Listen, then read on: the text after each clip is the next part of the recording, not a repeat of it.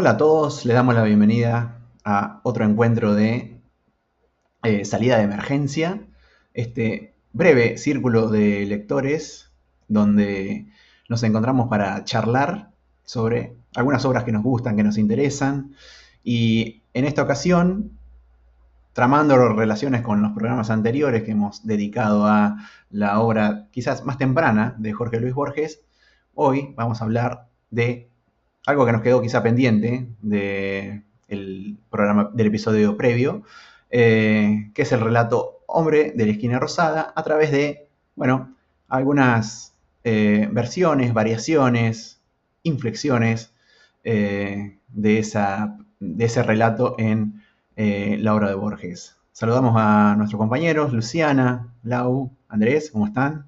Buenas tardes. Hola, ¿cómo andan? Hola a todos. Hola, ¿qué tal? Muy bien, y para ordenarlos por lo menos cronológicamente, Luciana, ¿qué tenés para contarnos sobre Hombre de la Esquina Rosada o más bien sobre alguna de sus instancias previas del texto? Bueno, en realidad me había propuesto comenzar por una versión anterior del texto, lo que se suele considerar una versión anterior del texto, que es el cuentito breve Hombres pelearon, eh, que está incluido en El idioma de los argentinos de 1928, con este título, pero que ya había sido publicado antes eh, como una leyenda policial en la revista Martín Fierro en el año 27, en febrero del 27, en un número muy bonito de la revista Martín Fierro, que tiene en la tapa un texto interesantísimo sobre el fallecimiento reciente de Rilke, del poeta Rilke, ¿no? Em, es interesante que aparece en una pequeña columna firmada por Borges, como decía antes, con el título Leyenda policial y con la dedicatoria que va a mantener después en la versión del idioma de los argentinos a Sergio Piñero, que es un autor bastante menos leído, ¿no? Yo no tenía mucho conocimiento sobre él y sobre su vida, pero sabemos que trabajó también en la revista Martín Fierro, que fue editor de la revista Martín Fierro, y que murió poco después de esta dedicatoria de Borges, eh, habiendo publicado poco, básicamente unas crónicas de viaje. Si uno compara esta leyenda policial con el texto Hombres pelearon, que se publica en el 28 en el idioma de los argentinos, percibe rápidamente que en lo esencial el texto se mantiene, prácticamente todo el texto que está publicado en Martín Fierro se encuentra presente también en la versión del 28, pero en el 28 Borges añade algunas descripciones que son bastante interesantes y que son muy bonitas. El texto del 28 es un texto un poco más elaborado y que tiene una estructura muy bella. Me gustaría comentar algunas cosas acerca de esta versión, de la versión que se encuentra en el idioma de los argentinos, que es interesantísima. El libro, El idioma de los argentinos, es un libro bellísimo al que tal vez le podríamos dedicar algún programa por lo demás. Em, pero el texto Hombres pelearon, que como podrán apreciar, bueno, ya sabemos, pero quizás los lectores que todavía no los oyentes que todavía no lo hayan leído lo van a apreciar rápidamente, es un texto muy breve, que se encuentra en el idioma de los argentinos en una sección que contiene dos cuentos breves o dos relatos breves eh, bajo un subtítulo que es Dos esquinas, que incluye, en primer lugar, un texto que se titula Sentirse muerto y, en segundo lugar, un texto que se titula Hombres pelearon. No vamos a hablar del contenido de Sentirse un muerto, pero me parece que es interesante leer los dos cuentos juntos por varios motivos. Em, Creo que hay un claro contraste en la estructura y en el contenido de ambos textos. El texto Sentirse un muerto es un recorrido, las dos son recorridos o incluyen un recorrido por la ciudad de Buenos Aires. El texto Sentirse un muerto es o relata eh, lo que Borges denomina la historia de una experiencia, historiza una experiencia, y es la narración de una caminata por Buenos Aires de Palermo al sur. Es Borges caminando hacia Barracas, una noche en la que quiere salir a caminar sin un destino premeditado, caminar al azar, y como decía antes, se dirige del norte hacia el sur, en un relato en el que en principio nada sucede. Es un relato sin grandes acontecimientos. Por eso es el relato de una experiencia. En cambio, Hombres pelearon puede ser pensado como un recorrido, el recorrido de un cuchillero, de un malevo del sur, que va a Palermo a pelear, que va a buscar una pelea a Palermo. Entonces hay una ida y una vuelta, ¿no? Del norte, de Palermo al sur, Barracas, y un regreso que es del sur al norte, en un relato en el que en un relato sí cargado de acontecimientos, en un relato que concluye con una pelea a cuchillos que lleva a la muerte de una persona que a la postre es la persona que está haciendo el recorrido a través de la ciudad de Buenos Aires. Uno podría leer este conjunto de dos relatos como un recorrido con algún significado a lo largo de la ciudad a la que tantas veces hemos hecho referencia a la hora de hablar de Borges, ¿no? La ciudad de Borges, Buenos Aires. Y un Buenos Aires que es un Buenos Aires que está situado o que está fechado, es la Buenos Aires de fines del siglo XIX, ¿no? De la década del 90 del siglo XIX. El texto Hombres pelearon tiene una estructura bastante marcada, bastante interesante y mucho más explícitamente organizada que la versión anterior que encontramos en la revista Martín Fierro. Me parece a mí que el hecho de que se publique nuevamente con una extensión mayor, con el añadido de algunas descripciones, me voy a referir con más detalle a esto, y a continuación de otro texto en el que hay un recorrido inverso, le da un significado estructural interesante que no sé si se mantiene en los textos posteriores, que es muy propio de esta versión, de la versión del 28 del cuento. Borges dice que lo que le da un nombre al relato, le da un nombre al formato de lo que va a narrar, si en Sentirse un muerto lo que presenta es un historiar una experiencia, en Hombres pelearon lo que propone, que va a proporcionar es una relación, o sea, el término relación, para hablar de qué clase de texto es el que nos presenta. También en la versión del 28, la dedicatoria que habíamos encontrado en Martín Fierro a Sergio Piñeiro se mantiene. Bueno, como les decía antes, lo que encontramos es una suerte de recorrido, en este caso del sur al norte.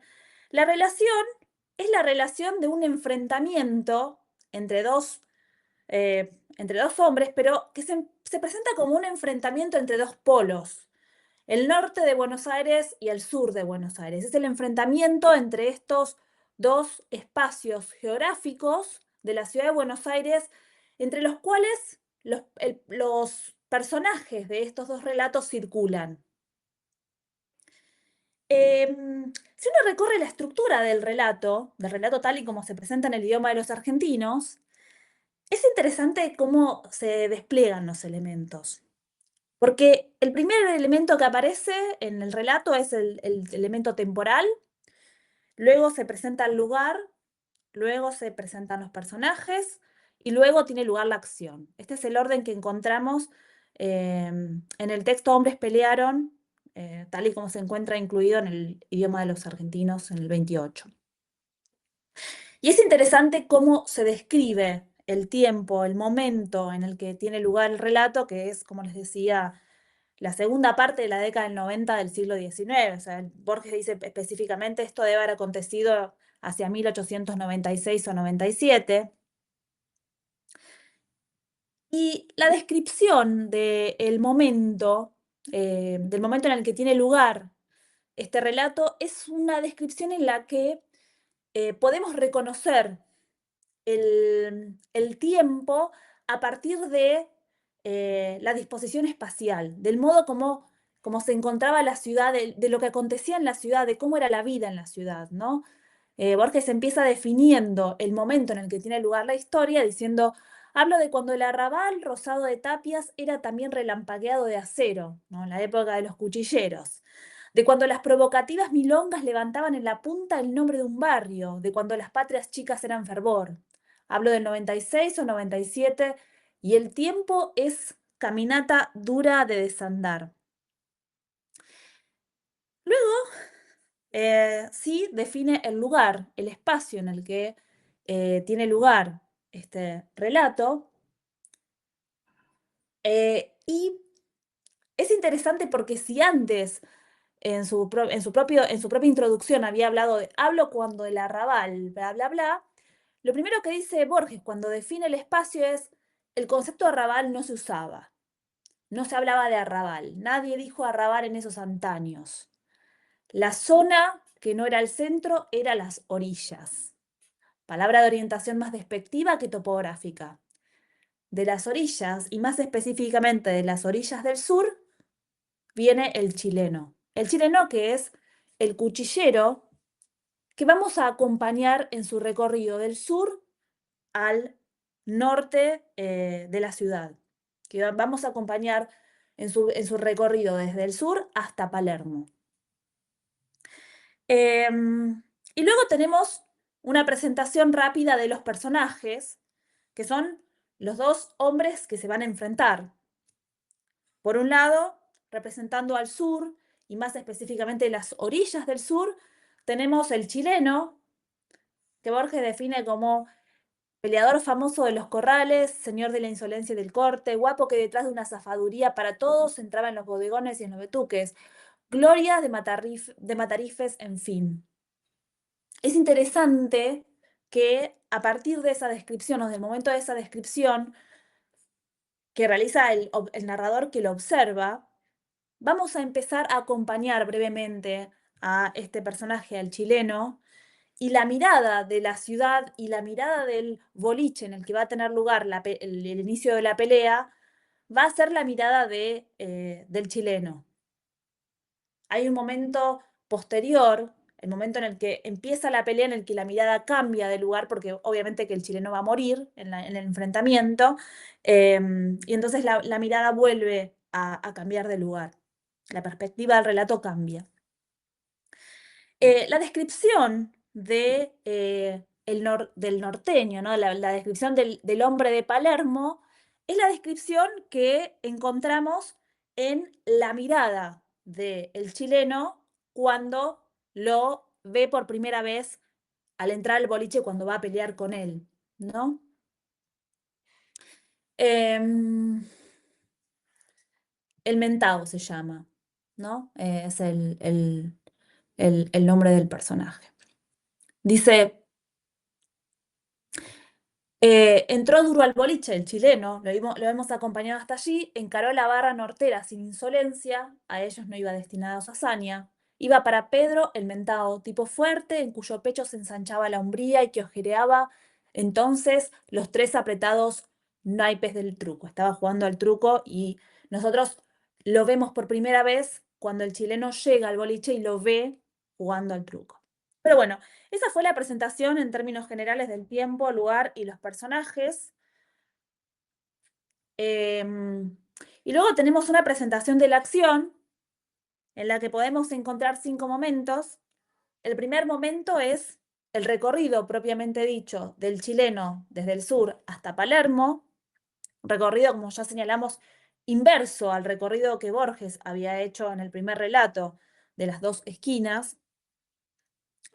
El segundo momento es el momento en el que el chileno ingresa en el boliche, ¿no?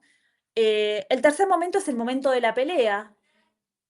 Y este momento es interesante porque en el momento en el que se relata la pelea, cambia la perspectiva del relato, como señalé antes. Dejamos de acompañar al chileno y pasamos a acompañar al público que ve la pelea desde fuera de ella, ¿no? El cuarto momento es el momento de la muerte del chileno. Y luego hay un momento hermoso de 2 oraciones, que es el momento posterior a la muerte en la que hay una suerte de juicio moral acerca de este acontecimiento. Respecto de la cuestión de la mirada, el cambio de perspectiva del que estaba hablando, la verdad es que este cambio de perspectiva tiene lugar a través de una parte del relato que es muy bonita, muy bella. Lo hace a través de una frase que dice simplemente, el mentado, que es el hombre nordestino, es convocado por el chileno que entra en el boliche y haciéndose el canchero, pregunta si hay uno que es medio flojo, que se las da de guapo, y al que le dicen el mentado, se para y responde, si quiere lo vamos a buscar a la calle, salen a pelear. Y entonces Borges cambia de perspectiva y dice, el duro malevaje los vio pelear. Y ahí recurre o convoca otra vez a el público de los acontecimientos, el público que se había presentado de diferentes maneras, porque primero Borges había hecho referencia a un grupo de gente que estaba acompañando al chileno en su recorrido del sur al norte, luego estaban los palermitanos que estaban adentro del boliche, y cuando la pelea tiene lugar nos encontramos con un malevaje que incluye a los de Palermo y a los del sur, que en silencio, injuriándose secretamente, observan la pelea. Y esta mirada, la mirada que se describe, es una mirada interesante porque es una mirada que, frente a la mirada anterior que había hecho un recorrido horizontal de sur a norte de la ciudad, la mirada que recorre la pelea es una mirada vertical, que desciende del cielo al suelo en el que los hombres están peleando. Las estrellas iban por derroteros eternos y una luna pobre y rendida tironeaba del cielo. Abajo, los cuchillos buscaron sendas de muerte. Un salto y la cara del chileno fue disparada por un hachazo y otro le empujó la muerte en el pecho. Sobre la tierra, con blandura de cielo del callejón, se fue desangrando. Murió sin lástimas. No sirve sino para juntar moscas, dijo uno que al final lo palpó. Murió de pura patria. Las guitarras varonas del bajo se alborozaron. Y entonces, luego de este relato de la muerte, en el que hay un sustantivo cambio de perspectiva, como señalé, un cambio de perspectiva que no solo involucra un cambio de perspectiva respecto de la persona que ve, sino también de la dirección de la mirada. Finalmente el relato cierra con una suerte de juicio tras la muerte, que dice, así fue el entrevero de un cuchillo del norte y otro del sur. Dios sabrá su justificación. Cuando el juicio retumbe en las trompetas, oiremos de él. Y así concluye este hermoso relato del año 28 y la propuesta de lectura que quería compartir con ustedes. Entonces podríamos luego hablar de la reescritura de este relato, una reescritura bastante más compleja, posterior, que es la del hombre de la esquina rosada en sus dos versiones, ¿no? Sí, yo puedo comentar un poco esa parte. Y primero, quizás algo interesante es pensar o comentar por qué Borges considera que son necesarias reescrituras. Y en un ensayo, en notas autobiográficas de 1970 que se publican en el New Yorker, Borges se refiere a Hombre de la Esquina Rosada como el primer cuento logrado. Dice que es el primer cuento que logra poner de forma acabada y que los anteriores eran como más bien ensayos. Dice, por eso lo firmo a nombre de Francisco Bustos. El cuento de Hombre de las Orillas de 1933 que aparece en Crítica no está firmado con el nombre de Borges, sino con el seudónimo. Y para explicar esto, Borges dice, y cito acá las notas autobiográficas, dice, pero por timidez y quizás por la sensación de que la historia era un poco inferior a mí, la firmé con un seudónimo, el nombre de uno de mis tatarabuelos, Francisco Bustos. Ahí fin de la cita. Entonces, de acuerdo con lo que Borges comenta, la necesidad de reescritura tiene que ver que los primeros eran más bien ensayos hasta llegar a la versión acabada que tiene después Hombre de la Esquina Rosada. Hombre de las Orillas de 1933, que como comentaba, Borges firma como Francisco Bustos, aparece en el diario Crónica el 16 de septiembre de 1933 en la revista multicolor de los sábados. Aparece con ilustraciones a color, que es interesante de ver también porque se ven como algunas de las escenas que aparecen en el texto se ve graficada. Está en línea también, o sea, está en línea tanto la revista como el ensayo autobiográfico donde Borges se refiere al texto. Podemos dejar en los links después, abajo en el video podemos dejar los links de acceso a esto. Y bueno, Borges se refiere a este cuento o a esta versión del diario Crítica como un ensayo para llegar después a la versión final. Se ve entonces como una relación semi-ambivalente con el texto. Por un lado, un texto que ameritaba una reescritura, pero que a su vez necesitaba ser reescrito, necesitaba de reconexiones. Este texto que yo estoy comentando, que es del 33, de acuerdo con Borges, es todavía una versión no acabada. Sin embargo, sin esa versión no acabada, comparativamente con el texto que comentaba Luciana, este sí tiene una versión madura, muy, muy similar a la versión definitiva de Hombre de la Esquina Rosada. Es una versión madura, bastante similar a la que aparece después, pulida, llamémosle, ya sí, es una versión simplemente pulida porque acá encontramos como los puntos centrales ya delimitados. Pero lo primero que se advierte como diferencia es justamente el título, ¿no? Hombres de la Esquina Rosada. Y una vez más, hablamos de diferencia y siempre el original es Hombre de la Esquina Rosada, por esto que decía Borges en su autobiografía, ¿no? Que este era como el cuento acabado. Hombres de las Orillas tiene como dos modificaciones principales, ¿no? El título. Uno es el cambio del singular al plural, ¿no? Hombres por hombre, y el cambio de orilla por esquina rosada, ¿no? Y cuando uno se pregunta del por qué o cómo se vincula un título con el otro, lo primero que advierte es la referencia al primer cuento que mencionaba Luciana, ¿no? Las orillas justamente establecía esta conexión entre dos patas de la ciudad, ¿no? Una parte más vinculada con la urbe, con la civilización, con el orden, y otra vinculado a este mundo propio del malevaje, y aparece ya acá el espacio del Maldonado como espacio donde transcurre la historia. Sin embargo, quien narra la historia, que empieza en una primera persona, empieza como si fuera un testigo de todo lo que sucede, pareciera pertenecer como justamente a estos dos mundos, no ser un hombre de la orilla, que por un lado contemplaba en principio todo como espectador y que luego se convierte, bueno, en personaje, ¿no? de la historia.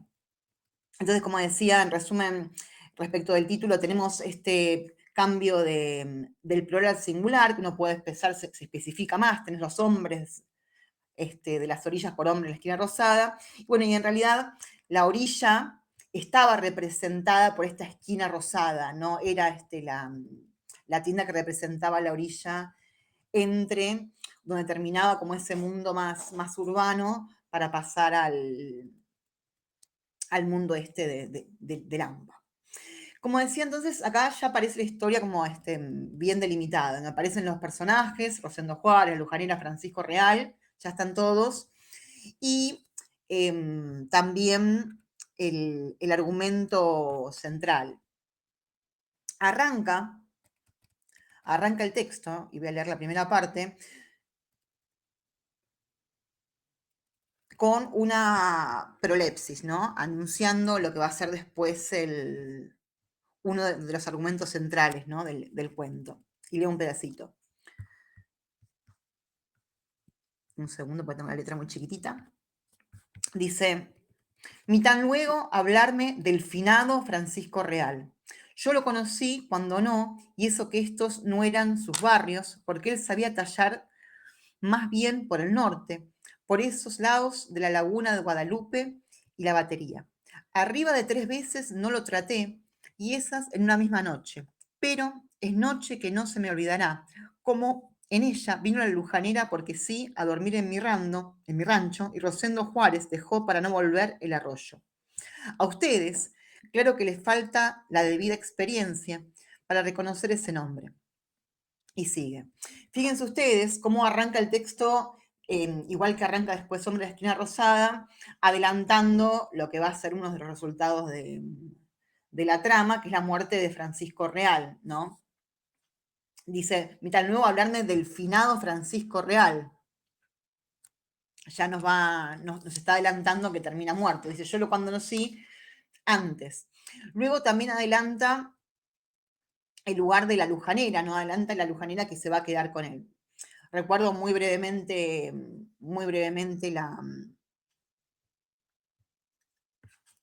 la historia, asumimos ya, supongo que está leído el texto, pero la lujanera, que era la prostituta más bella del barrio, se quedaba justamente con el mejor postor, ¿no? Interesante, como nota al pie de página, es el lugar que tiene la mujer en todo esto, ¿no? La lujanera era la esposa de Rosendo Juárez, quien estaba con Rosendo Juárez, que era un gran malevo de la zona, alguien a quien todos temían y un símbolo de valentía y de poder, que un día cuenta el protagonista, está en un bar y entran y es desafiado a pelear por Francisco Real, ¿no? Ha llamado también el corralero. El corralero que Francisco Real lo desafía a pelear y Rosendo Juárez se niega, ¿no? Mostrando cobardía. Al mostrar cobardía, la lujanera se va con Francisco Real, con el corralero, quien finalmente aparece muerto. Y la lujanera termina con quien era el relator, ¿no? El narrador principal, ¿no? Esa es la trama, asumimos que ustedes leyeron el texto. Con lo cual, una vez más, acá al inicio, como se adelanta el final y se adelanta también una explicación de qué ha pasado, porque en el relato en general aparece como un misterio, ¿no? De quién ha dado muerte al corralero, pero cuando al inicio, como leí recién, dice, ella vino la lujanera porque sí a dormir a mi rancho, se da a entender que, bueno, que la lujanera, que era como la mujer más bella ahí, se quedaba con el más valiente de todos, que sería en este caso el narrador, quien, como yo señalaba, aparece como testigo en principio, aparece en el relato en primera persona como testigo y termina siendo como un personaje o protagonista. Este es uno de los elementos interesantes del texto, que es el juego de las voces. Ya en esta versión aparece un relato en primera persona, pero en primera persona en principio como quien está viendo, como testigo de la historia, y luego con el paso de la trama se va transformando en personaje, en uno de los personajes principales. Aparece también el tema central del texto, que tiene que ver con el valor, el coraje y la valentía como tema. Lo que se destaca y lo que se ve como tema central es el coraje porque sí, el valor porque sí, como elemento que no tiene explicación. La pelea no es por una mujer en este caso, la pelea no es por un elemento de valor, sino es simplemente para mostrar el coraje. Y aparece el coraje como elemento de valor incluso mayor que la propia vida. Y la pelea porque sí, simplemente como un momento para mostrar que uno es más valiente que otro. Y esto es un texto de juventud, marca uno de los temas que después recorren toda la literatura de Borges, ¿no? Que es esto del valor, la valentía, el coraje, como uno de los valores destacados. Entonces, este texto por todo lo que marcaba, todo esto aparece en el texto de 1933, ¿no? En esta versión. Y son, ahora como va a contar Ignacio, en la versión madura, elementos que están en la versión definitiva, pero que ya están en esta versión de 1933.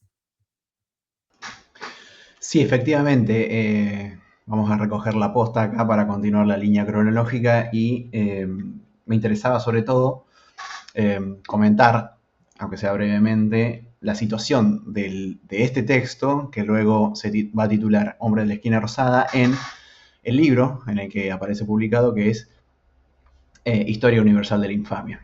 Como dije, este programa puede entenderse también como una suerte de apéndice o desprendimiento del programa anterior, del episodio anterior, así que a quienes les interese el tema que nos estén escuchando pueden oír el episodio 5 que dedicamos a Historia Universal de la Infamia, en el que justamente nos había quedado sin tocar por ahí este relato que aparece también como una sección aparte, pero que sin lugar a dudas tiene elementos de conexión con los textos de Historia Universal de la Infamia.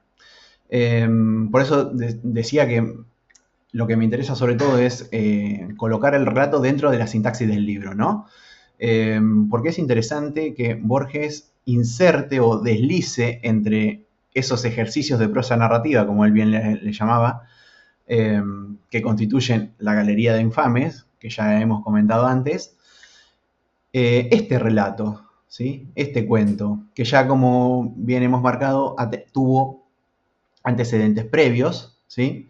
Y que en algún punto puede verse también como un ejercicio de prosa narrativa, que vio alumbrados un par de esbozos anteriores, como bien dijo Luciana, Leyenda Policial y Hombres Pelearon, y un poco más posteriormente, Hombre de las Orillas, donde la materia literaria va hallando paulatinamente una forma que le corresponda, ¿no? O por lo menos que satisfaga las intenciones de Borges como autor o como escritor. De ahí también, como bien Laura dijo, que Borges considera este uno de sus primeros relatos, ¿no? El primer relato que escribió en términos de una calidad aceptable, ¿no? Al margen de todo esto, también es interesante notar que Borges no exilió o no apartó a Historia Universal de la Infamia de la publicación de sus obras completas, como sí hizo con algunos de sus otros libros, o sea que algún rasgo de valor tuvo que haber encontrado, ¿sí? Aunque le pusiera algunos peros, algunas objeciones a este libro de juventud, lo cierto es que nunca lo marginó del total o del grueso de su obra, ¿sí? Entonces, primero es interesante porque la aparición de Hombre de la Esquina Rosada en Historia Universal de la Infamia hace que se produzca una suerte de pasaje, ¿no? Primero de lo universal y lo exótico a lo ya local y conocido, y también de lo ajeno, y por supuesto manipulado por él mismo, a lo propio, ¿sí? O sea, esta sería una versión vernácula de la infamia, lo cual nos lleva a pensar que el texto, el libro en general, mantiene una coherencia interna, ¿no? Pasamos de la infamia en el afuera, ¿sí? En otras latitudes, a la infamia local. En el prólogo de la reedición que se hizo en 1952 a Historia Universal de la Infamia, Borges declara que esos textos habían sido el irresponsable juego de un tímido que no se animó a escribir cuentos, ¿no? En el contexto, otra vez, del libro, la aparición de Hombre de la Esquina Rosada supone justamente el pasaje de una forma de hacer literatura a otra. Primero porque acá efectivamente escribe un cuento Borges, ¿no? Y segundo, porque pasamos de la literatura construida a partir de la lectura, de la apropiación y de la tergiversación de las fuentes, hacia otra que está elaborada con otros materiales, ¿no? A partir de los códigos, sobre todo, de la oralidad. Y brevemente conjura tanto la línea borgiana de los relatos librescos o de biblioteca, ¿sí? Con la de compadritos y malevajes, cuchillos y duelos, ¿no? Como la primera aparición, como ya dijimos, no es la primera instancia del texto, pero sí la primera aparición como obra, Hombre de la Esquina Rosada, donde estos temas se manifiestan, ¿sí? Luego, en lo que refiere quizás al algunos elementos de los procedimientos. El segundo párrafo del cuento comienza con "parece cuento", se nos dice, ¿no? Es una expresión que llama la atención por figurar precisamente en un cuento, ¿no? Borges parece urdir la ficción como si no fuese ficción. Es el procedimiento típico del engaño, ¿no? Y de los malabares técnicos del tahur, ¿sí? Algo similar se podría decir también de las biografías infames que pueblan el libro. Tienen origen en lo real, pero parecen cuentos. Y acá la relación está invertida. Hay que hacer pasar la ficción por auténtica, ¿no? En nombre de la esquina rosada. Y todos los relatos orales que Borges va a escribir en los años venideros van a acudir al mismo procedimiento, ¿no? A través de la referencia de hechos de los protagonistas, cuyo primer destinatario es un Borges inscripto en la ficción, ¿no? Los protagonistas siempre le hablan a un Borges que parece estar escuchando las anécdotas o las historias que le relatan los personajes, ¿no? También es interesante que quizás sería conveniente recuperar la nomenclatura primigenia que tuvo el texto, que es leyenda policial, pues el relato sigue la lógica del misterio, ¿no? Hay un crimen y hay un perpetrador.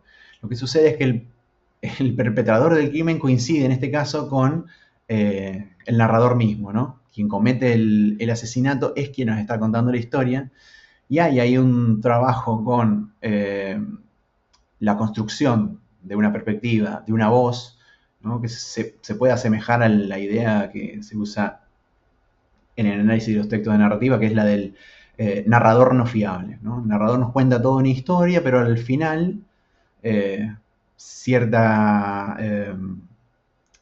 revelación o cierta sugerencia del texto nos hace que volvamos nuestra vista sobre todo lo que se nos contó, porque cambia la situación de lo acontecido, ¿no? Y al mismo tiempo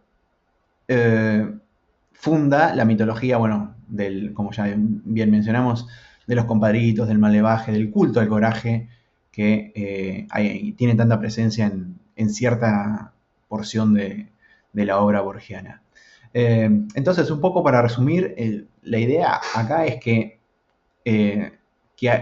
Hombre de la Esquina Rosada esté presente en Historia Universal de la Infamia nos puede llevar a pensar que ese libro contiene a todo el Borges que luego se iba a desplegar en las décadas posteriores, incluyendo una suerte de, no sé si es un spin-off que podríamos llamarle, pero una suerte de secuela o de segunda perspectiva, que es el texto que va a tratar ahora Andrés,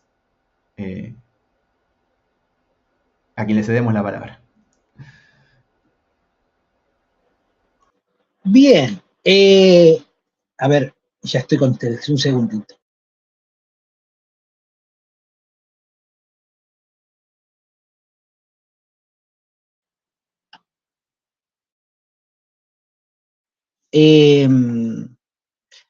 Respecto de esto último que dice Ignacio, yo comparto plenamente la idea del cuento, de la historia argentina dentro de la serie de los infames. El refrendo, la crítica ha ido mucho por ese lugar, pero simplemente yo voy a insistir en mi terquedad de decir que se puede escribir esa historia argentina porque primero se leyó otras historias extranjeras de otra manera, ¿no? La apropiación, no lo estamos diciendo de una manera peyorativa, ¿no? O sea, esa apropiación única que nunca nadie antes había hecho y que después todos los que las han intentado suena a copia de Borges, por supuesto, esa apropiación primigenia de la lectura, de las historias que dimos cuenta la semana pasada, parece que es mucho más que un entrenamiento, ¿no?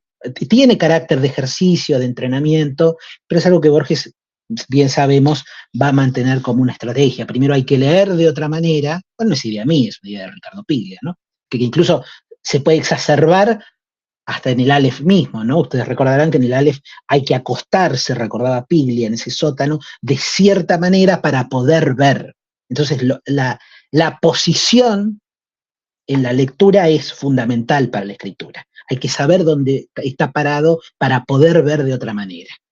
Entonces, estoy de acuerdo con eso. Es una historia argentina, es una historia salvaje, infame Argentina, que está en diálogo hasta cierto punto con las otras, y después también hay una clara ruptura y una autonomía ficcional que de hecho uno puede sacar Hombre de la Esquina Rosada de la serie de Los Infames y funciona perfectamente, sea en relación a lo que voy a comentar ahora, que es Historia de Rosendo Juárez, o incluso en una antología general de Borges puede extractarse este cuento. Lo que hemos propuesto hoy es una cosa muy minuciosa, genética, de la construcción del relato, pero este relato en su versión madura y definitiva funciona muy bien. Igual es cierto que dentro de Los Infames es particularmente rico. La semana pasada yo bosquejaba esa idea de contrastar a Monk Eastman, por ejemplo, con Hombre de la Esquina Rosada, y queda muy claro que a Borges le importa dar cuenta de que no es la pelea, sino que volvemos a lo mismo, siempre es la forma de las cosas, es la forma en que se pelea. Vos, Luciana, hablaste maravillosamente bien de esta cuestión de los puntos cardinales. No es un fetiche del norte y el sur, mucho menos en algo que ya Borges da desde el comienzo como leyenda policial. Algunos críticos han dicho, es momento de que reconozcamos a Hombre de la Esquina Rosada como un cuento policial y no esperemos a La Muerte y la Brújula. La Muerte y la Brújula, para mi gusto, tiene una forma policial mucho más definida, mucho más canónica, pero algunos críticos dicen, no le bajemos el precio al carácter policial, o al menos de leyenda, de misterio que hay en Hombre de la Esquina Rosada, pero lo que sí hay en común, tanto en Hombre de la Esquina Rosada como en La Muerte y la Brújula, para contar una historia policial, son los puntos cardinales. Entonces hay que dar coordenadas, un cuento policial tiene coordenadas. Por supuesto, La Muerte y la Brújula de una manera muy minuciosa, porque es parte de un plan que tiene ese sentido geométrico. Aquí es el norte y el sur, pero es importante y sobre todo lo que vos mencionabas, cómo funda las orillas, porque ahí volvíamos siempre a nuestro primer episodio sobre Beatriz Arlo. No se habla de arrabal, se habla de orillas, y esto es muy importante porque también en las historias norteamericanas, sobre todo en Monk Eastman, no sí está el centro de la ciudad, hay otras calles periféricas, pero nunca está tan bien delimitado como parece que lo está en Buenos Aires. Este es del norte, este es del sur, esto de ser mentado de tal manera o de tal otra, digamos, tienen una procedencia, todo el mundo conoce esa procedencia, no se puede discutir, no se puede tergiversar, ¿no? El que es del norte es del norte, el que es del sur, y en ese sentido no hay tantas máscaras posibles como pasa, por ejemplo, que vos diste cuenta muy bien la semana pasada de Lazarus Morel. Eso es maravilloso, porque es el juego increíble con la posibilidad de ser continuamente otro, de estar fugándose de una identidad. En cambio, en Francisco Real y en Rosendo Juárez, bueno, volvemos a lo que después vamos a encontrar consagrado en Poema Conjetural o en los relatos cuando ya hablamos de Fierro y de Cruz reversionado, el destino. Si uno es del norte tendrá un destino, si uno es del sur tendrá un destino, y lo mejor que puede hacer con eso es asumirlo, porque no caben esas operaciones, insisto, de gángsters. Los gángsters no tienen ninguna lealtad, no tienen ninguna identidad, todo puede ser falsificado. En cambio, en las historias argentinas de coraje, como Borges decía, para definir el tango, en La secta del cuchillo y del coraje, la tergiversación es más limitada. En todo caso, como comentaré ahora, lo que cabe es el arrepentimiento, lo que cabe es la relectura incluso moral del pasado de estos malevos, de estos compadritos, pero no la necesidad de escaparse, de ser otro. Eso digamos, es mucho más cobarde ponerse una máscara que no pelear, para decirlo claramente, ¿no? Ahora, Rosendo no peleó.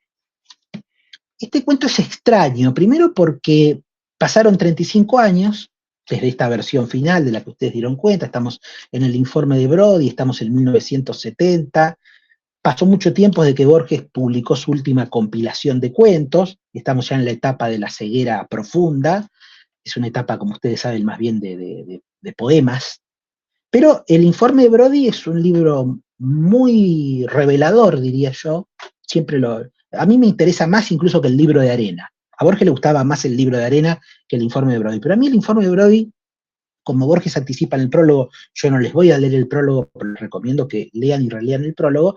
Él dice, bueno, estos son cuentos directos. Dice, no sé con qué fortuna, como siempre, se ataja, dice, no sé con qué fortuna, pero estos son cuentos directos. E incluso usa la palabra realismo en el prólogo, con mucho desgano. Dice, bueno, ahora está de moda hablar de cuentos realistas. Dice, pero creo que ya nos estamos aburriendo también de estas convenciones. Dice, pero si tengo que decir algo, los cuentos que están en el informe de Brody, sacando el informe de Brody, sería la única pieza fantástica, y el Evangelio según Marcos, habría que discutir el estatus que tiene, digamos, La intrusa, claramente es un cuento que nosotros diríamos que es realista, El duelo, El otro duelo, La intrusa, y también Historia de Rosendo Juárez.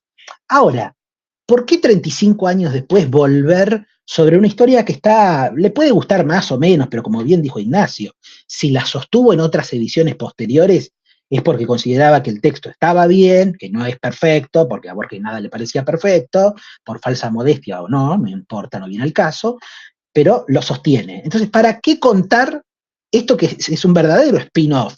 ¿Para qué saca Historia de Rosendo Juárez? Un hombre que, como Borges, que es muy consciente de que no hay que redundar por redundar. Es decir, ¿cuáles son las motivaciones para aclarar esto? El texto tiene el prólogo del informe de Brody, hay varias referencias políticas incluso, muy explícitas, que son inusuales. Son inusuales antes del 70, ¿no? Tanto en este libro como en el prólogo a La moneda de hierro, que es un poemario, hay declaraciones políticas que Borges siempre dice, las emito con gran escepticismo. De hecho, en el prólogo habla de su afiliación al Partido Conservador y dice, me he afiliado al Partido Conservador justamente como un gesto de escepticismo. Pero, por ejemplo, menciona la Guerra de los 6 días. Y dice, ¿qué tiene que hacer la Guerra de los 6 días metida en un prólogo de Borges? Bueno, hay un Borges un poquito más público que hace algunas declaraciones de composición narrativa, hace algunas declaraciones políticas, en un prólogo muy cortito. De hecho, se despide diciendo, bueno, como ya decía Quevedo, Dios te salve de los prólogos largos, dicen, no como Bernard Shaw, que hacía unos prólogos larguísimos. Pero es un prólogo muy corto, dice, yo me voy a inscribir no en la escuela de Poe, dice, voy a rechazar la filosofía de la composición de Poe, por eso puedo escribir cuentos directos, y creo que lo que dice Borges es ni siquiera Poe creía que esa receta que él había inventado para dar cuenta de la composición del cuervo realmente se la tomaba muy en serio. Entonces él habla dice, bueno, vamos a creer en alguna idea, en alguna musa platónica o de cualquier otra índole. Uno cuenta historias, dice, no soy un fabulista, pero si me tuviera que inscribir, dice, en alguna tradición, me gustaría ser la de un contador de historias como lo fueron los de las 1001 noches. Entonces, él da todas estas vueltas para enmarcar cuentos que son muy directos. Y yo, buscando por aquí y por allá alguna justificación que no fuera simplemente esto que les voy a comentar ahora, que Rosendo Juárez aparece, no sé si arrepentido, pero al menos aparece civilizado, aparece muy domesticado respecto del que fue el hombre de la esquina rosada, aparece con unas declaraciones que son absolutamente inverosímiles para un compadrito. Por más envejecido que esté el compadrito, por más de vuelta, claramente es una historia de la vuelta del compadrito. Yo les voy a leer ahora algunas citas, algunas declaraciones que no pueden ser sostenidas en boca de un compadrito. Entonces me parece que es un texto que hay que tomarlo con mucho sentido irónico, casi como un Borges riéndose de sí mismo, y porque no se puede sostener en el mismo nivel de tensión dramática de las distintas versiones que ustedes han dado cuenta. Yo ahora les voy a leer un par de citas y creo que es un punto de vista el que tengo bastante sólido, en el sentido que no puede adscribirse, Rosendo Juárez no puede hablar de esta manera. Pero después, si quieren, o en otro programa, discutimos por qué Borges hace esto, por qué se lo permite. Dice en un momento que acá lo aclara en esta versión, que también lo ha dicho en distintos momentos, él quería tributar a Paredes. Paredes había muerto y él dice, de alguna manera, todas estas versiones, dice, a mí me llevó 6 años escribir el cuento, lo que Laura mentaba de las notas autobiográficas que se publicaron en el New Yorker. Dice, a mí me llevó 6 años, o sea, estaría pensando del 27 al 33, escribir el cuento, lo hice en secreto, ya lo dijimos la semana pasada o la anterior, a mi madre le disgustaba enormemente este tipo de cuentos. Pero dice, yo quería salvar el ambiente de Paredes, ¿no? Entonces escribí este cuento por eso. Cierto o no, le crean o no, él da esta justificación. Y en Historia de Rosendo Juárez lo hace aparecer a Paredes, lo nombra Rosendo Juárez, ¿no? Lo que sí se repite es de vuelta esto de Borges llega a un lugar. Digo, se repite porque también aparece en Hombre de la Esquina Rosada mucho más camufladamente, porque Borges en Hombre de la Esquina Rosada aparece con nombre propio de personaje hacia el final, cuando se revela el Hombre de la Esquina Rosada como el autor del crimen. Pero aquí ya está desde entrada, arranca un poco, para mi gusto, desganado el cuento, como quien cuenta una historia lateral, de la que no tiene muchas ganas de contarla. Pero hay algo llamativo, porque más allá de que se lo refiere claramente a Paredes, ¿no? Rosendo Juárez se presenta ante Borges, le dice casi en un gesto cervantino que ha leído el cuento, o sea, Rosendo Juárez dice, bueno, me he puesto al tanto de que usted dice novelado, ¿no? Usted ha novelado esta historia, dice, usted no me conoce, y eso es raro porque está bien, salva las apariencias. De hecho, en Hombre de la Esquina Rosada, Borges habla con el Hombre de la Esquina Rosada, o recibe, mejor dicho, el testimonio del Hombre de la Esquina Rosada. Nunca habló ni con el corralero ni con Rosendo Juárez, hasta ahí vamos bien. Pero, dice, usted dice debe tener historia, algo le han contado sobre mí, dice, porque usted contó mi historia. Dice Borges, el finado Paredes le habrá hablado de mí. El viejo tenía sus cosas, le gustaba mentir, para refrendar esto de los tahúres, le gustaba mentir no para engañar, sino para divertir a la gente. Y esto también es una consigna, porque en el prólogo al informe de Brody, Borges dice, bueno, lo importante del arte narrativo no es persuadir, sino entretener, distraer. Yo no creo para nada que Borges creyera eso, pero él está defendiendo en la década del 70 esta estética directa, aparentemente menos pretenciosa, para tomar distancia, innecesaria distancia, de ficciones y del Aleph, pero sobre todo de ficciones, ¿no? Porque diría Piglia, bueno, y también lo dijo Sarlo, como no podía seguir escribiendo en ese nivel porque se había quedado ciego, por ese sencillo hecho, no puede corregir borradores, tiene que dictar textos, son textos muy directos. Pero bueno, Borges hace una cabriola y dice, no es consecuencia de la ceguera, sino que es una maduración de tal como yo entiendo la narrativa. He dejado por completo el barroco, me entrego a la composición de cuentos directos. Entonces, de alguna manera, también contar estas historias, no es que a él le interese demasiado contarlas, sino que abonan un poco la estética general que él quiere defender en ese momento. Algo llamativo, dice Borges que este encuentro con Rosendo Juárez, que ya estaba viejo, ocurrió hacia 1930 y algo. Y esto es muy llamativo, porque uno no esperaría que el encuentro sea en el año 70, porque también sería muy inverosímil.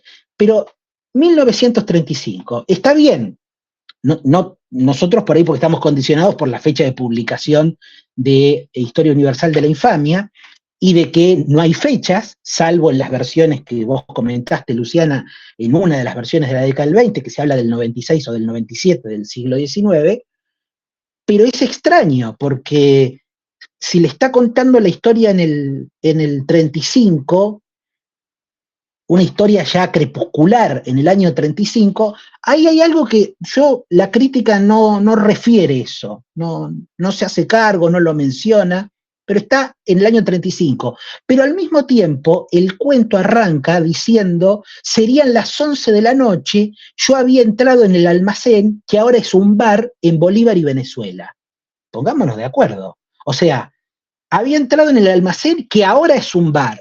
esa idea de bar sí da la idea de un texto mucho más contemporáneo respecto de la edición del informe de Brody, pero ¿cómo? Es un almacén y ahora es un bar. Ahí hay un juego con el tiempo que está deliberadamente difuminado y que Borges no lo quiere aclarar. Dice, todo esto sucedió hacia 1930 y tantos. Rarísimo. Cosas importantes que dice Rosendo Juárez, que viene a confesarse, no viene a hacer otra cosa más que a confesarse. Y a explicar, en todo caso, por qué no había peleado esa noche.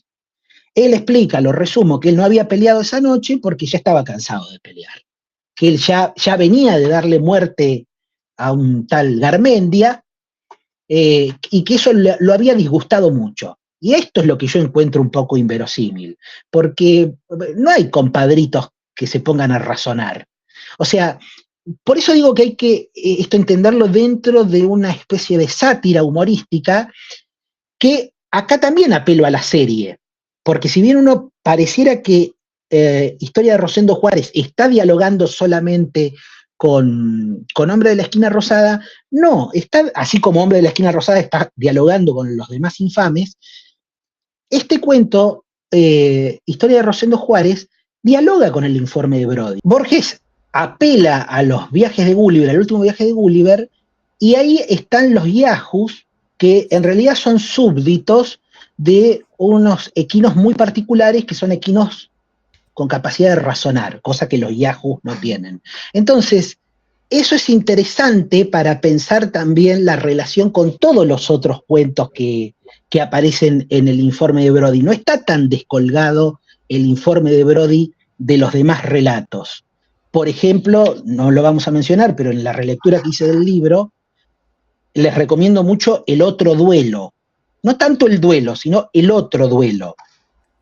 Entonces, son historias de gran barbarie, estas historias que Borges dice, yo no sé para qué las escribo, siempre en esta misma cuita de, a mí no me gusta escribir estas historias, pero estas historias me buscan, y son buenísimas, obviamente. Lean El otro duelo, la idea de los dos degollados que corren la carrera a ver quién llega más lejos, es realmente, en esto que hemos charlado de lo visual, del drama construido como una escena o como un conjunto de escenas, un montaje cinematográfico, El otro duelo se inscribe, pero claramente en esa serie. También, como suele pasar en estos relatos de acción, siempre hay un público que mira, hay otros que también van a ser degollados, pero están ahí, no son protagonistas, y van a ver esta carrera de los dos degollados. Es un cuento maravilloso.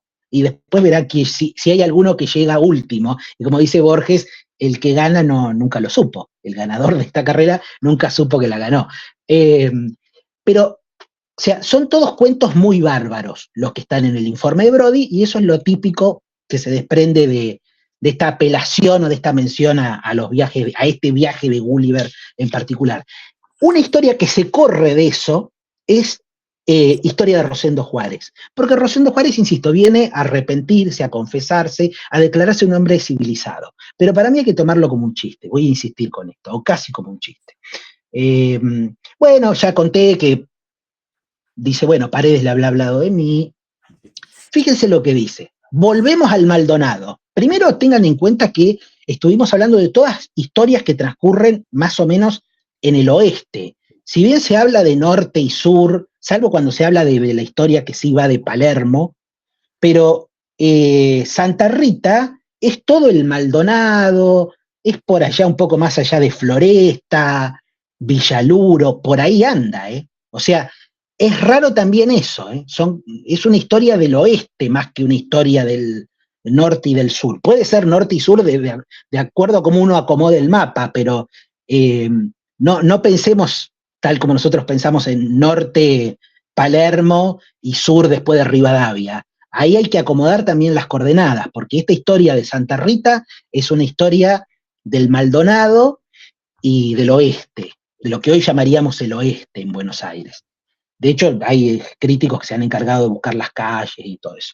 Ahora, en un momento, dice acá Rosendo Juárez, yo me crié en el barrio del Maldonado, más allá de Floresta. Era un zanjón de mala muerte que por suerte ya lo entubaron. habla del entubamiento del Maldonado. Por eso digo que esto es un chiste. ¿Cómo Rosendo Juárez va a detenerse en sí, que era un sajón de mala muerte? Sí, pero ¿cómo va a encomiar el entubamiento del Maldonado? Es un chiste esto. Bueno, entonces dice esto dice Rosendo Juárez. Yo siempre he sido de opinión que nadie es quien para detener la marcha del progreso. Yo vuelvo a decir lo mismo. Yo estoy muy sorprendido, y Borges también me diría, y no es para menos. ¿Cómo el compadrito Rosendo Juárez dice que él siempre fue de la opinión de que no hay que detener el progreso? ¿A qué viene esto? Bueno, sigue.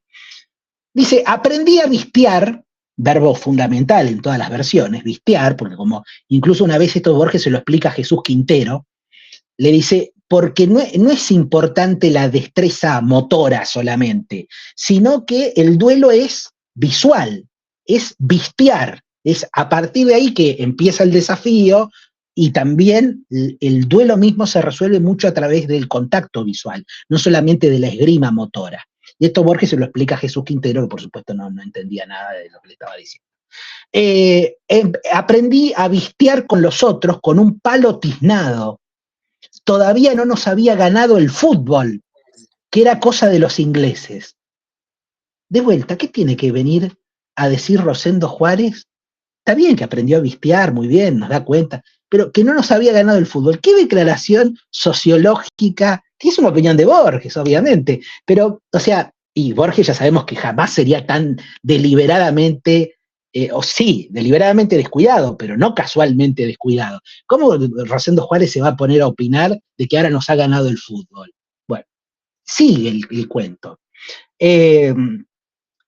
Acá viene algo que ya me gustó más, que ya creo que va entrando más en vena con las versiones anteriores. Esa noche cuando él mató a Garmendia, ese que no había aparecido hasta ahora en ninguna versión, que es digamos, la precuela de Hombre de la Esquina Rosada, por eso insisto en lo cinematográfico de todo esto, esa noche aprendí que no es difícil matar a un hombre o que lo maten a uno. El arroyo estaba muy bajo, para ir ganando tiempo, al finado medio lo disimulé atrás de un horno de ladrillos, de puro atolondrado le refalé el anillo que él sabía llevar con un zarzo. Me lo puse, me acomodé el chambergo y volví al almacén. Entré sin apuro y les dije, parece que el que ha vuelto soy yo. Esto está soberbio, es lo mejor del cuento. El sobreviviente anuncia su propio regreso y da a entender, obviamente, la muerte del otro, porque habían salido los dos del almacén y regresa uno. Esto sí se conserva con las versiones anteriores, los que entran y los que salen, ¿no? Y los que vuelven a entrar y el que ya no entró, todos entienden que ha muerto. Y en las versiones anteriores también el tema del desplazamiento del cadáver.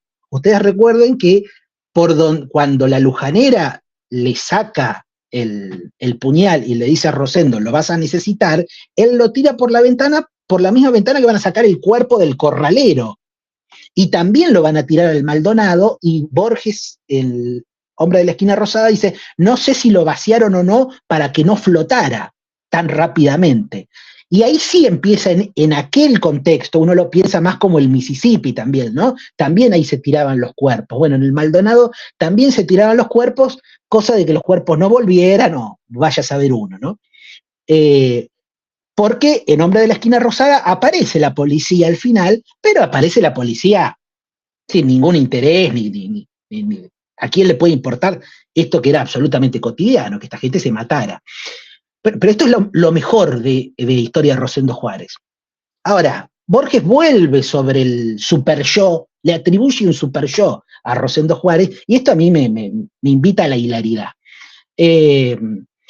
Dice entonces Rosendo Juárez, después de haberlo matado a Garmendia, lo acomodó detrás del horno de ladrillo, entró corajudo al almacén, parece que el que ha vuelto soy yo. Dice, aquella noche me pasé dando vueltas y vueltas en el catre, no me dormí hasta el alba. Esto no le pasa a un compadrito, no le pasa. ¿Cómo va a tener un ataque de conciencia? A la oración, o sea, al alba, pasaron a buscarme 2 vigilantes. Y después, para hacerla más corta, la justificación un poquito existencial de Rosendo es que, bueno, lo vienen a buscar los vigilantes, le reprochan el crimen de Garmendia, esto, insisto, también es inverosímil, le reprochan el crimen de Garmendia, lo llevan a una comisaría, lo presionan para que se declare autor del crimen, dice, si no vas a terminar en la penitenciaría de Las Heras, la temida cárcel que estaba en Palermo, donde hoy es el Parque Las Heras, y entonces lo coaccionan y le dicen, bueno, la única forma que vos tenés de zafar de esto es que te conviertas en un matón del Partido Conservador. Y ahí lo llevan a donde estaba Paredes, y Paredes le da una serie de indicaciones a Rosendo Juárez, y ahí Rosendo Juárez se convierte en un hombre de Paredes, y a partir de ahí él habla de las elecciones, usted no sabe lo que eran, las elecciones eran bravas, cómo había que arreglar las elecciones, pero hace otro tipo de declaraciones. Rosendo Juárez, y entonces, bueno, él queda liberado de la muerte de Garmendia cuando acepta ser un matón del Partido Conservador. Habla de la Lujanera, sí, recupera algo de la Lujanera, dice, me agencié una mujer, la Lujanera, y un alazán colorado de linda pinta. Acá volvemos a la posesión, el caballo y la mujer. Tengo dos cosas, una me dejó por cobarde, que es la mujer, y bueno, y acá vuelve a recuperar esa escena de cuando le saca el puñal, tal como está en Hombre de la Esquina Rosada. Y después de contar eso, Rosendo Juárez dice que un amigo de él le trae una cuita de una mujer que lo ha dejado, que lo engaña, y que él quiere ir a justiciar al hombre que, digamos, sería su rival viril. Y Rosendo Juárez se lo desaconseja tremendamente, le dice, no te metas en eso, déjalo, si ella te ha dejado, no, es porque no te quiere. Miren qué reflexión hace el compadrito. Está muy bien, pero vuelvo a lo mismo. Dice, si te ha dejado, no te quiere, ¿para qué vas a perder tu tranquilidad? Le dice Rosendo Juárez a este otro pobre diablo. Este otro pobre diablo no le hace caso, va a pelear con el otro rufián, que era más joven, y lo mata. Dice, bueno, yo le avisé, dice, ¿no? ¿Para qué se metió? Todo esto cuenta Rosendo Juárez, insisto, de una manera muy hilarante. Entonces, dice esto, mi consejo es que no te metas en historias por lo que la gente pueda decir y por una mujer que ya no te quiere. Si ser guapo y compadrito no es otra cosa que defender la perspectiva que tienen los otros sobre uno. O sea, es una renuncia total a lo que fue Rosendo Juárez. Y así, bueno, sigue largamente justificándose, y al final dice que, bueno, él se ha ido de Santa Rita, que se fue a la República Oriental, donde fue carrero, y que ahora, cuando le cuenta la historia a Borges, está afincado en San Telmo, porque dice, San Telmo ha sido siempre un barrio de orden. Entonces, la verdad, esta posición casi burguesa de Rosendo Juárez, que ahora quiere la paz, la tranquilidad, me cuesta entenderla un poco, así cierra la historia, yo creo que hay que entenderlo con mucha hilaridad. Y no hay mucho más para comentar. Pero no sé si a ustedes les parece que está tan lejos de las otras versiones. Para mí sí lo está. Sí, de hecho me parece interesante, Andrés, cuando hablabas, hiciste una pregunta que me parece muy interesante, que es ¿para qué la historia de Rosendo Juárez? Porque uno esperaría, me parece, que lo redima, ¿no? Que lo saque de esa historia de la infamia, y muy por el contrario, es como el peor infame, el más cobarde, el que ahora quiere la civilización, que vive en San Telmo.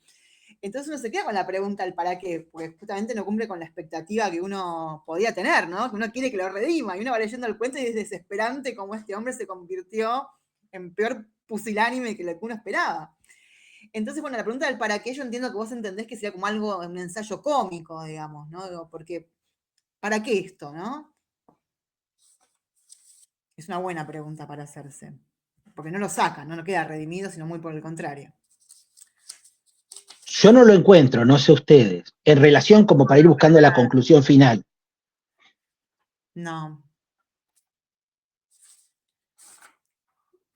No, de hecho, en chiste, ¿no? Pero uno preferiría que no hubiera existido este cuento, ¿no? Porque que quede el misterio de qué le pasó, pero no esto.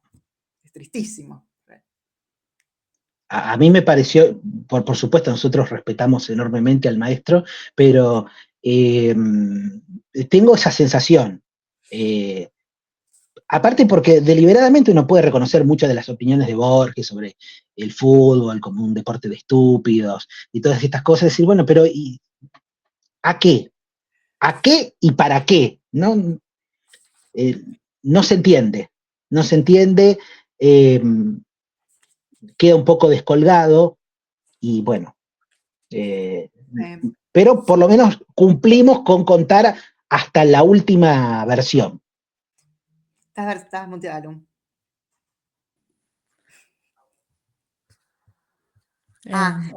Quería agregar solamente para que quede registrado y que quiera verlo, que está la película en YouTube completa y el tango también. Es para el que quiere ver la película, el tango está todo en YouTube para ir a ver.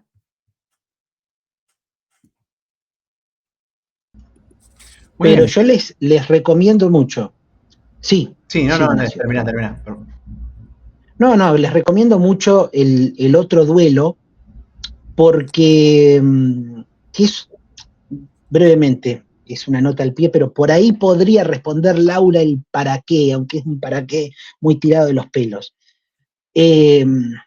Ciertos papers, no vale el más que eso, que ciertos papers, dicen, esto es cierto, Hombre de la Esquina Rosada está dedicado a Enrique Amorín. Enrique Amorín estaba casado con una prima de Leonor Acevedo, Esther Aedo de Amorín, con la quien Leonor Acevedo cruzó muchas cartas, muy interesantes, por cierto. Entonces se lo dedica a Enrique Amorín. Enrique Amorín recoge el guante, también era escritor, Amorín era dandy, un personaje muy interesante. Nació en 1900 y murió en 1960. Y Amorín recoge el guante, para decirlo de alguna manera, y en la década del 50 escribe un cuento que se llama Gaucho Pobre.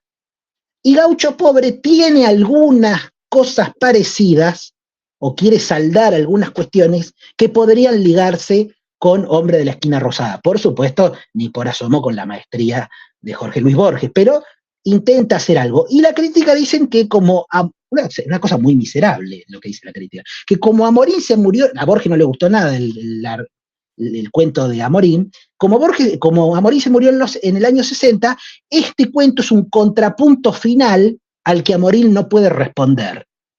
Esto está en un paper, que entonces alguien se hace cargo de esta opinión, y dice, bueno, Borges no le gustaba que alguien, si alguien tomaba como él tomaba las historias que hemos dado cuenta en Historia Universal de la Infamia, para contarlas mejor, bienvenido sea. Ahora, si va a tomar una historia mía, como yo tomo las de otros, pero para contarla peor, entonces yo tengo que ajustar cuentas. Y esta historia, que sería como una parodia, como una especie de texto cómico, estaría dirigido a Enrique Amorín. Es decir, por eso en el determinado momento Rosendo Juárez se va a la República Oriental del Uruguay y vuelve desde allá. Sería como un guiño respecto de eso. Es la única justificación posible para este pequeño despropósito narrativo. O sea que en resumidas cuentas, un relato sobre los duelos trascendería la ficción y se transformaría en una suerte de duelo literario entre dos autores, ¿no? Imitando la ficción, la realidad, de alguna manera. Sí, de hecho, por supuesto, Borges está muy por encima de todos estos personajes. Creo que lo tenía en gran estima a Enrique Amorín, o sea que no es que era un enemigo declarado, no, era alguien a quien Borges frecuentaba, pero en el terreno literario, digamos, no perdonaba. Y yo si bien no me convence del todo este punto de vista, sí, en el otro duelo, que yo les recomiendo, insisto, no me cansaré de recomendar el otro duelo, en el otro duelo Borges hace lo mismo, o sea, ahí le pasa a él. El otro duelo es una historia que ya andaba circulando en el Uruguay. Es una historia uruguaya.